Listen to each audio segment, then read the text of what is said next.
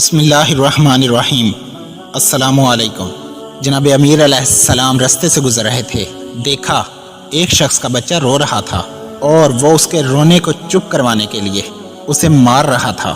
بس جیسے ہی جناب امیر علیہ السلام نے یہ دیکھا، آپ قریب گئے اور فرمانے لگے، اے بندہ خدا، میں نے اللہ کے رسول سے سنا کہ رونے پر کبھی بھی بچوں کو نہ مارو، بلکہ اس کی ضرورت کو پورا کرنے کی کوشش کیا کرو، کیونکہ 4 ماہ تک بچے کا رونا اللہ کی وحدانیت اور اس کے وجود کی گواہی ہوتا ہے۔ یاد رکھنا، جس گھر میں بچوں کے رونے پر بچوں کو مارا جائے، اللہ اس گھر سے خوشیوں کو ختم کر دیتا ہے، اور یوں وہ گھر پریشانی اور مفلسی کا شکار بنتا ہے۔ اس میں ہر کوئی آپس میں لڑتا رہتا ہے۔